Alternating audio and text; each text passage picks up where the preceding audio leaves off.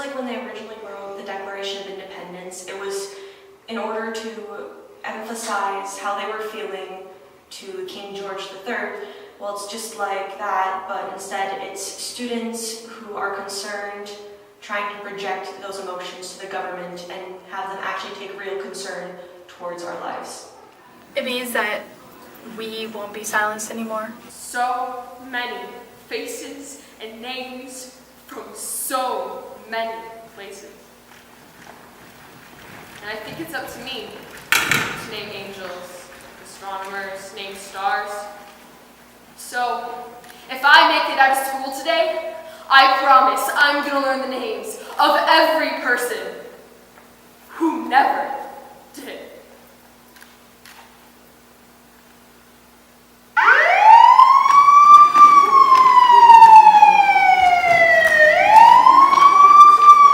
We're a bunch of high schoolers doing a show about a very controversial topic. And basically it's a cry for help and change. It's the kids saying, this needs to stop.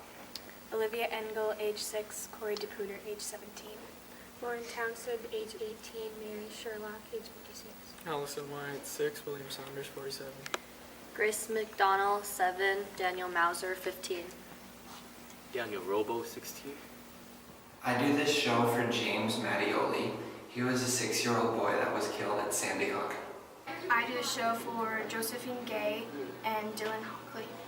I do it for Charlotte Bacon, who's 6, and anybody else who lost their lives in a situation like this. I do this show for Jesse Lewis. He was 6 years old and he died at Sandy Hook. I do this show for all the people who never really could, because they didn't get to tell their stories. They never got to speak out on why this was an issue. You hear about all of these school shootings and you hear about the shooters, and you don't hear as much about the victims.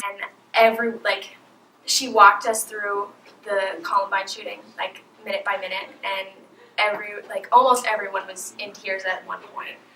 And we got these kids that we need to go on stage with, and I like to think that when I'm going on stage, I'm not just holding them in my heart while I'm doing it. I am doing the show for them.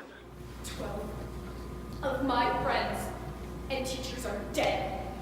And 19 more are in the hospital with my friend Lionel, who was the best 800-meter runner in the state and had a track scholarship. No, he might not walk again. But our hashtag has been shared 10,000 times in the past 12 hours. By people like the president, 77 members of Congress, every state senator in a 100-mile radius, 12 Academy Award winners, 21 Emmy winners, 10 Golden Globe winners, and 15 Tony winners. So, there's that, right? Thoughts and prayers are just thoughts and prayers. We need to do something as a society. We need to, put some regulation or rule in place, or just do anything to start bringing change and to stop this from happening. Thoughts and prayers aren't going to get the job done. It's not enough. You have to actually do something. The school is a place where I should feel safe, and a lot of people just don't feel safe knowing that that can happen to anyone at any time. Because it has happened in other places, we have, we used to have lockdown drills, now we have Alice, basically forcing us to live in this constant state of, it could happen.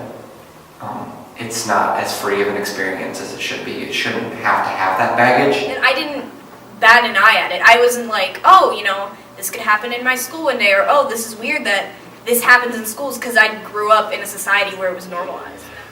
So I don't think we realize how much it affects our education, but I really do think it has a major effect on how we're able to feel safe and be free in our places of education.